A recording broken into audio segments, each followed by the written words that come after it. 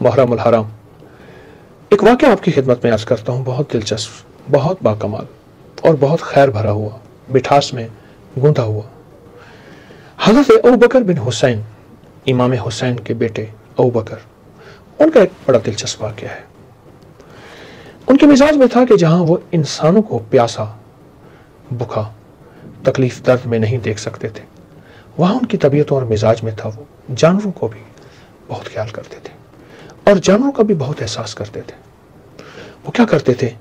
بے زبان پرندوں اور جانوروں کو دانہ ڈالتے تھے، بے زبان جانوروں کو ان کی غذا دیتے تھے، کہیں گوشت ہے، کہیں گھاس ہے، کہیں دانہ ہے، ان کا خیال کرتے تھے۔ اور خاص طور پہ ان جانوروں کا جن کا کوئی وارث نہ ہو، یا ایسے جانور جو ہواؤں اور فضاؤں میں کھلے ہوں اور جن کا کوئی لاوارث ہو، بیمار ہو گئے ہوں، تکلیفوں میں ہوں، دکھوں میں ہوں۔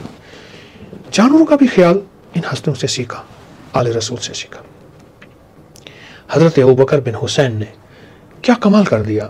ایک دفعہ ایک واقعہ ہوا، آپ سو گئے، نیند آ گئی، اپنے خادم سے فرمایا میں سو رہا ہوں، سفر سے واپس آیا ہوں، جانوروں کو غذا ڈال دینا۔ اس سے بھی غفلت ہو گئی اور سوئے رہے۔ کیا خواب دیکھتے ہیں کہ حضرت آدم علیہ السلام تشریف لائے، آپ نے اپنے چہرے کے بوسہ دیا نا، تو آنکھ کھلی تو دیکھا کون ہے، بڑے خوبصورت عظیم انسان۔ پوچھا بیٹا ابوبکر، میں تیرا والد ہوں آدم۔ گلے ملے، ہاتھوں پہ بوسہ دیا، احترام کیا۔ آپ کیسے تشریف لائے؟ فرمایا آج تیری وجہ سے کچھ لوگ بھوکے ہیں اور پیاسے ہیں، تو سویا ہوا ہے اور وہ پیاسے ہیں۔ وہ کون لوگ؟ فرمایا جو بے زبان، جن کی غذا، جن کی خدمت کا ذمہ میرے بیٹے نے اپنے ذمے لیا ہے، وہ تو آج بھوکے ہو رہ گئے۔ اور پھر عجیب بات فرمائی حضرت آدم علیہ السلام نے، فرمایا بیٹا جب ان کو غذا دیتے ہو نا اور ان کی خوراک دیتے ہو، ان کا خیال رکھتے ہو، وہ دل میں بہت دعائیں کرتے ہیں اور ان دعاؤں سے آفات ٹلتی ہیں، بلائیں ٹلتی ہیں، مصیبتیں ٹلتی ہیں اور حیرت انگیز زندگی میں تبدیلیاں آتی ہیں۔ لہٰذا ان کا خیال کرو اور ان کی آج کے بعد غذا اپنے ذمہ رکھو، اپنے خادم کے ذمہ نہ رکھو، کہیں پھر اس سے غفلت نہ ہو جائے۔ اور پھر حضرت نے آدم علیہ السلام نے حضرت ابوبکر بن حسین کو رضوان اللہ سلام اللہ تعالیٰ علیہ مجمعین کو پیشانی پہ بوسہ دیا، اور بوسہ دینے کے بعد آپ تشریف لے گئے۔ یہ کون تھے؟ یہ شہدائے کربلا میں سے تھے، حضرت ابوبکر بن حسین۔ یہ ان 72 شہیدوں میں ان کا شمار ہے۔ اب جب اٹھے تو فوراً گئے تو دیکھا تو جانور تو بیچارے بے چین ہیں، رو پڑے، ان سے معذرت کی اپنے الفاظ میں، اور ان کو ان کا کھانا دیا۔ جب یہ کربلا کے میدان کے لیے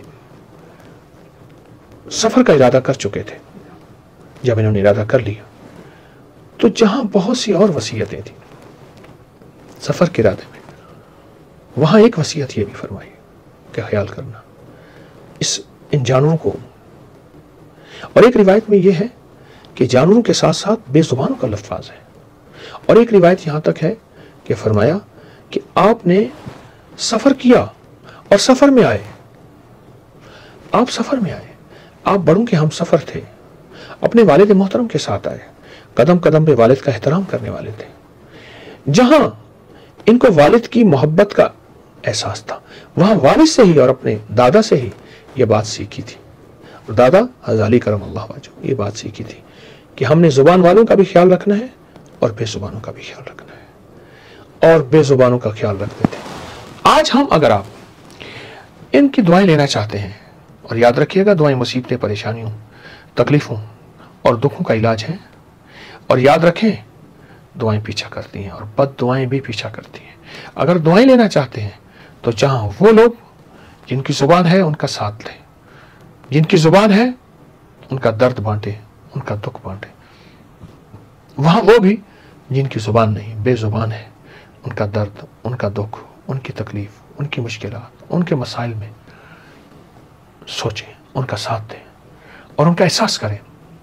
اگر دعائیں لینا چاہتے ہیں تو بے زبانوں کی دعاؤں میں گناہ نہیں ہوتا، بے زبانوں کہ زبان پہ غیبت نہیں ہوتی، جھوٹ نہیں ہوتا، ان کی دعائیں کتنی پاکیزہ ہوں گی، ان کی دعاؤں میں کتنا احساس، درد، سوز ہوگا، ان کی دعاؤں میں کتنا غم ہوگا، ان کی دعاؤں میں کتنی کیفیت ہوگی. آپ سوچیں تو صحیح. ان کی دعاؤں میں کتنی حیرت انگیز زندگی، کتنی حیرت انگیز دنیا اور کتنا حیرت انگیز درد ہوگا، اور ہماری کتنی مصیبتیں، بلائیں، کتنی تکلیفیں، کتنے مسائل اور کتنی مشکلات ٹلیں گی. آپ سوچ نہیں سکتے، گمان نہیں کر سکتے. ضرور کریں اور لازم کریں. زندگی میں خیریں، برکتیں، رحمتیں، خوشیاں، خوشحالیاں ملنی ہیں، لینی ہیں، اور اگر ملنی ہے تو ذریعہ یہی ہے جو ہمیں بڑوں نے سکھایا، آل رسول نے سکھایا. انشاءاللہ ضرور کریں گے. جزاک اللہ. السلام علیکم ورحمۃ اللہ وبرکاتہ.